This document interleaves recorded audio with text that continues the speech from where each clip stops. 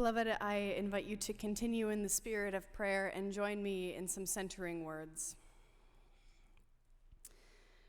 God of all goodness, speak through me. May the words of my mouth and the meditations of these hearts be pleasing and joyful and life-giving sacrament to you. You are our rock and our Redeemer now and forever. Amen. In the 1680s, a young physician named Johannes Hofer identified a new disease that was spreading through Swiss soldiers. The symptoms included melancholy, loss of appetite, and visions of ghosts of the past. In his dissertation in 1688, Hofer gave this mysterious illness its name, nostalgia, from the Greek nostos, homecoming, and algos, pain. As nostalgia swept through the ranks, the soldiers were longing for home and losing their nerve. The problem became so severe that commanding officers banned some traditional Swiss music from being played in camp. Doing so was punishable, sometimes by death. Medical experts tried everything to cure the soldiers of their nostalgia: bloodletting, isolation towers, even threats of bodily harm. They were desperate for an alternative to the only known cure: sending the soldiers home. Thousands of years earlier, King David too finds himself struck with nostalgia as he hides just outside his hometown, surrounded by enemy troops. He longs for a drink of water from the well at the gate of Bethlehem. Now, David grew up just outside of Bethlehem and likely would have drawn water from that outer well. And so for him, this is more than just a drink. These are the waters of home, a taste of the familiar. And so, three of the warriors who were hiding with David, whose love for him was deep and strong and moving, snuck across enemy lines to retrieve the water. They saw that their friend was in need, and they risked capture, injury, and death to bring him this most precious gift. Today's reading is found in the middle of a chapter that contains a series of legends about the military might of the men in David's army. So I think it's important that the writer decides to include this moment as well, in between those stories. In the midst of a narrative about power and destruction, the writer stops and reminds us what is of true value: love, compassion, and courage. As you know, this beautiful trinity of virtue sits at the center of Hancock's mission statement. And I also think it encapsulates the sacrifice of the men who received the water in today's story. Inspired by love, motivated by compassion, and fortified with courage, the three retrieved the water from the well of Bethlehem and brought it to David. And then David does something strange. He pours it out on the ground and he says something about blood. Now, this can be startling to read at first glance. It's almost cruel when you first read it, but the writer is quick to mention that David pours the water out for the Lord. The men that David was traveling with are, after all, Israelites, and they would have known immediately what he was doing. He wasn't dismissing their gift. He was recognizing it for what it was: holy and precious. In the sight of their love, compassion, and courage, he was moved to bear witness, to offer up the very best thing he had in tribute to God. And I can't help but wonder if David also pours out the water so that he doesn't drink it. Maybe he was afraid that it wouldn't taste as good as he remembered. Maybe there was some part of him that knew that reenactment is not, in fact, the cure for grief. Among the Swiss soldiers inflicted with nostalgia in the 17th century, the only cure they knew was to return home. But the problem with that cure is that it usually didn't work. When the soldiers eventually did go home, home was different. They were different. The past they were looking for was no longer there, because the past is our birthplace, but it is not our home. As you likely know, this is my last Sunday among you all. The truth is that I will likely find myself in this place again for an ordination or an installation or a special event of some kind. But it will be different. The water will not taste like I remember.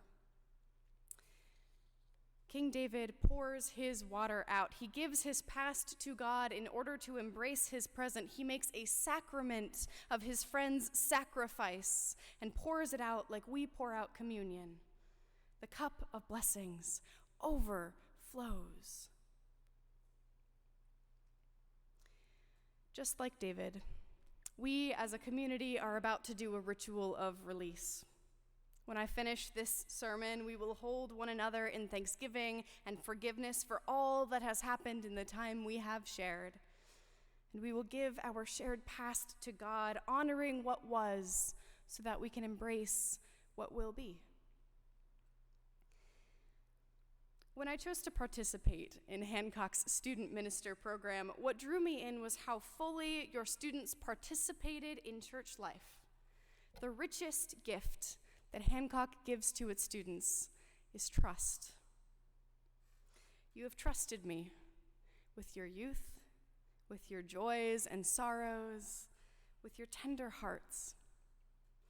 And in my time here, my role has expanded from student minister to full-time clergy, and in that process, I've had the pleasure of seeing more and more of your lives, your stories expanding as my time expanded. And together, we have walked through political turmoil, national tragedy, global pandemic. We have grieved and grown, and I have discovered so much about my call to ministry in the process. Hancock is, at its core, a teaching parish. And although I'm not technically a student anymore, I guess, I can't shake the feeling that I am now receiving your final lesson for me. How to say goodbye to a church that holds your heart. To love something and to let it go is to participate. Ooh, I got it. Did not lose it. To love something and to let it go is to participate in an act of radical trust. It is to choose to release what was. I'm going to reorder my pages now.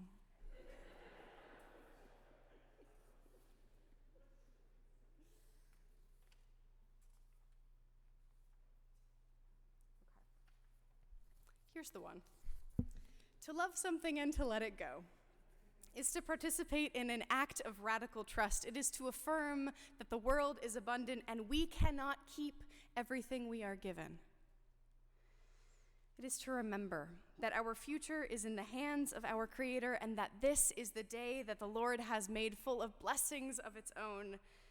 When we give our past to God in thanksgiving, we find the freedom to follow the Spirit as she draws us into what is to come.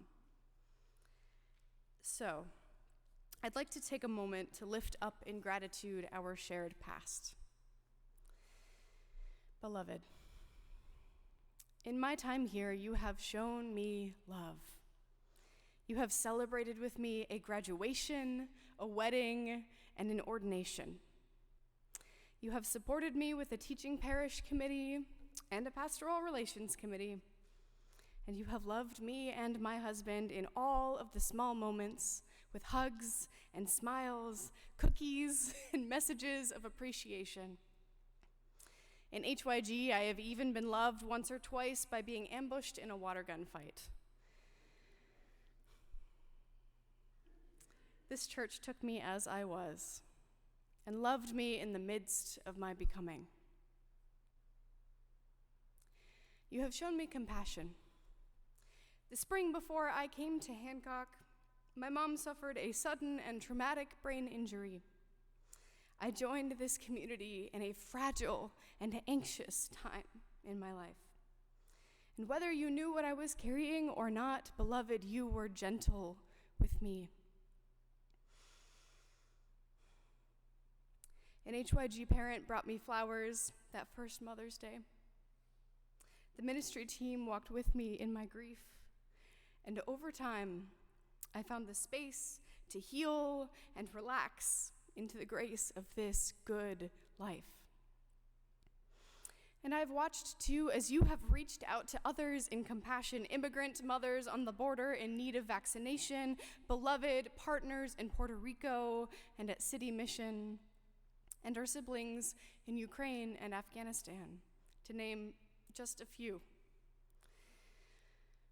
And finally, beloved, you have shown me courage. I've seen it in the HYGers who share the depths of themselves with one another, confessing what it is that hurts and scares them the most, and trusting that they will still be loved exactly as they are. I've witnessed it in the brave and beautiful work of collective action, in meetings with groups like GBIO and LICA and our anti-racism team, and in uncertain times, I've watched this congregation summon the rare courage of hope, to look the reality of a situation in its face, to dare to try something new, and to believe that a better future is possible if we build it together. To love is to let go when the time comes. But I know better than to believe that any separation is total. Beloved, we are intertwined in the communion of saints. Nobody put it better than the Gospel of John. You are in me, and I am in you. Thanks be to this blessed community and the paths that we have walked together. Thanks be to the Spirit that pushes us forward into our futures. And thanks be to God, the one who holds our days now and forever. Amen.